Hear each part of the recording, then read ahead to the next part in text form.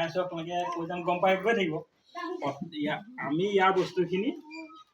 আমি সকলোৱে আমি ক'ব আনো দোকান এখন পানো কিন্তু দোকানখনে এটা দোকানতো বস্তুখিনি নবনায় দোকানে কোম্পানীত বনায় হয় নহয় কোম্পানীৰ বস্তুখিনি বনালে বনোৱাৰ পিছত কোম্পানী যে বস্তুখিনি বনালে আমি কেনেকৈ গম পাওঁ ইয়াতে এডভাৰটাইজ মানে বিজ্ঞাপন দিয়ে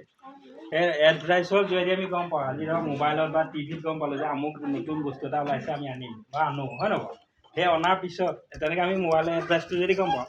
যে কোম্পানী যে বস্তুখিনি বনালে কোম্পানীয়ে বস্তুখিনি বনাই থ'লে কোম্পানীটো লাভ হ'ব জানো কোম্পানীটো লাভ হ'ব লাগিব কোম্পানীত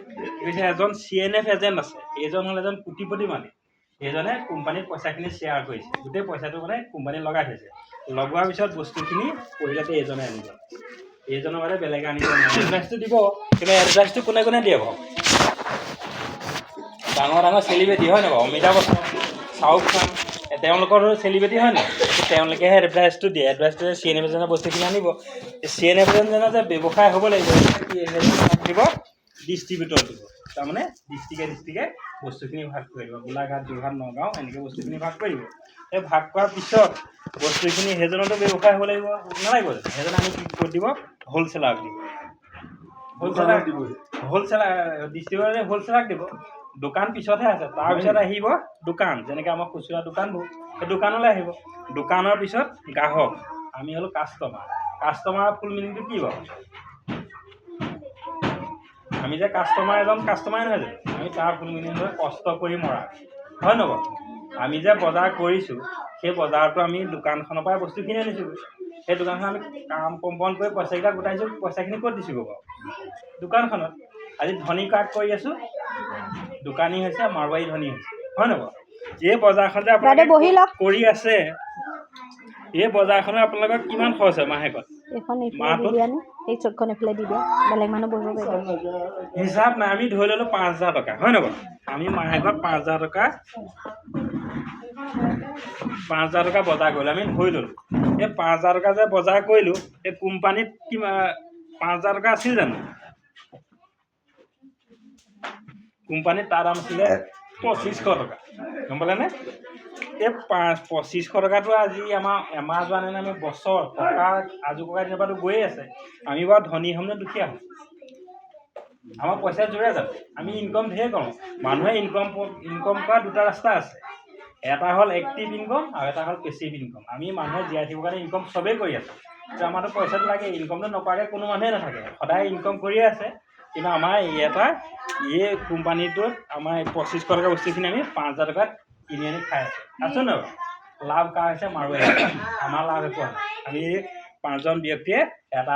ভাগ কৰি নি আছে কোনে কিমানকৈ লৈছে নাজানো কিন্তু 2,500 টকাটো আমাৰ এনেই বাবদ গৈ আছে হয় নহয় গৈছে নাই আপোনালোকে কোম্পানীৰ ইমান দাম নাছিলে কিন্তু আমাৰ নাই যোৱা আজি আমি 2 বছৰে আমাৰ এই পইচাটো আমাৰ 2,500 টকাটো ৰখি গৈছে আজি যিদিনাখনটো আমি RCM জইন কৰিলোঁ সেইদিনাখনটো আপোনাৰ পইচা ৰখি যাব কেনেকৈ ৰখিব RCM হ'ল গম পাইছে নাই RCM হ'ল ৰাইট কনচেপ্ট মাৰ্কেট শুদ্ধ পদ্ধতি বজাৰ ৰিয়েল কেৰিয়াৰ মেকাৰ অন্ন বস্ত্ৰ বাসস্থান ৰুটি কপৰা 4টা ভাগত RCMটো ভাগ কৰিছে প্ৰথমতে আহিলে আমাৰ এটা RCM কোম্পানী আছে আমাৰ RCM কোম্পানী হৈছে ৰাজস্থান বেলোৰা আমি ধৰক ৰাজস্থান বেলোৰৰ পৰা বস্তুখিনি ডাইৰেক্ট আনিব নোৱাৰোঁ এটা সুবিধা দিছে আমাৰ RCM ৰাজস্থান বেলোৰৰ পৰা তাৰ গাড়ী আমাৰ যোৰহাটত এটা ডিপু আছে যেনেকৈ আগৰ আমাৰ কেৰাচিন ডিপু আছিল হয় নহয় আমি কেৰাচিন ডিপুৰ পৰা কেতিয়াবা তেল আনো নাই বাৰু আগতে এটা সময়ত আছিলে কিন্তু এতিয়া তেনেকৈ আমাৰ ধৰক এটা যোৰহাটত ডিপু বনাই সেই ডিপুৰ পৰা এনেকৈ আমাৰ সৰু এটা ডিষ্ট্ৰিক্ট হয় যেনেকৈ আপুনি দোকানৰ পৰা বজাৰ কৰিলেগৈ আমাৰ RCMৰ দোকানখন হ'ল PUC বুলি কয় দোকান নকয় RCMৰ য'ত আমি মালখিনি আনো PUC বুলি কয় RCM PUC আমাৰ তাত এটা PUC আছে PUCৰ পৰা আমি এটা ID লগাব লাগে যেনেকৈ আপুনি IDটো লগালে IDটো লগাৰ পিছত প্ৰথমতে পাব আপুনি 50% ৰেহাই ID যেতিয়া লগাব আপুনি বস্তুখিনি আপুনি 50% ৰেহাইত পাব 2 নম্বৰতে আহিলে স্বাস্থ্য ৰক্ষা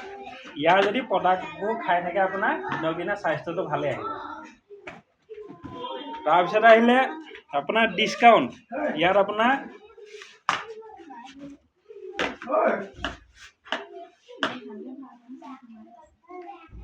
100 টকা বস্তুটো আমি পহিলাতে 70 টকাত পাব ডিছকাউণ্ট আপুনি যদি IDটো লগাই লয় তেতিয়া আপুনি 100 টকা বস্তুটো 70 টকাত পাব আৰু 50 টকীয়া বস্তুটো 30 টকাত পাব আৰু 10 টকীয়া বস্তুটো 9 টকাত পাব কিন্তু আপুনি IDটো লগালেহে পাব বুজি পালে নাই এতিয়া ধৰক দাদাই তাৰ বিকিছেগৈ কিন্তু তাত এটা তেওঁ লাভ ল'ব লাগিব তেওঁ এটা আই ডি লগালে পহিলাতে আমি ইয়াত জইন কৰিবলৈ হ'লে ইয়াত ডকুমেণ্টছ দিব লাগিব বেংক পাছবুক পান কাৰ্ড আধাৰ কাৰ্ড আৰু এজন নমিনি দিবলগীয়া হয় ধৰক আমি এই দোকানখন কৰিবলৈ যাওঁতে আমাক বেংক পাছবুক বিচাৰিছিলে জানো আমি যে বাহিৰৰ দোকানখন কৰিছোঁ এই দোকানখন আপোনাক বেংক পাছবুক বিচাৰেনে বা একো নিবিচাৰে বা নমিনিও প্ৰয়োজন কিন্তু চাওক RCMত আমি বজাৰ কৰি খাবলৈ হ'লে এজন নমিনি দৰকাৰ হৈছে এই নমিনিজনক আজি ধৰক জইন হোৱাৰ পিছত এজন নমিনি দিব লাগিব এই নমিনি কি হোৱাৰ পিছত মই কৈ দিম বাৰু নমিনিজনৰ কি কাম আছে প্ৰথমতে আমি ডিছকাউণ্ট মানে 100 টকা বস্তুটো আমি 70 টকাত পালোঁ আৰু 50 টকা বস্তুটো 30 টকাত পাম আৰু 10 টকা বস্তুটো 9 টকাত পাম আই ডিটো লগোৱাৰ পিছত তাৰপিছতে আহিলে অনলাইন বিল এতিয়া আমি দোকানত বজাৰ কৰিবলৈ আপুনি কাৰোবাৰ এজনক টকা 500 দি পঠিয়ালে বোলে মোৰ আমুক আমুক বস্তুকেইটাকে লৈ আহে সেই দোকানখনৰ পৰা যদি আপোনাক 600 বুলি কয় আপুনি 600 দিব লাগিব নাই তাত কোনো প্ৰমাণ নাই কিন্তু আমাৰ RCMত আপুনি প্ৰমাণ পাব আজি ধৰক তাৰে বস্তুখিনি আনিবলৈ গৈছে কিন্তু তাত এখন বিল দিছে মোবাইলত লগালগ মেছেজ আহিছে এখন হোৱাটছআপত এখন বিল দিছে কিন্তু আমি এই দোকানখন আমাৰ সেইটো সুবিধা আছেনে বাৰু ইয়াত আমাৰ 2 নম্বৰতে আহিলে 5 নম্বৰতে অনলাইন বিল ব্যৱস্থাটো তাৰপিছতে আহিলে 2% বা 22% একাউণ্টত জমা আমাৰ পহিলা 2% পৰা কমিশ্যনটো আৰম্ভ হ'ব 2% আগত আমাৰ 22% 2% লাগে 45% লাগে দিছে 5% এখন মেকিং চাৰ্জত লৈছে কিন্তু যেতিয়া 22% হ'ব তেতিয়া আপোনাৰ একাউণ্টত 25,000 টকা আহিব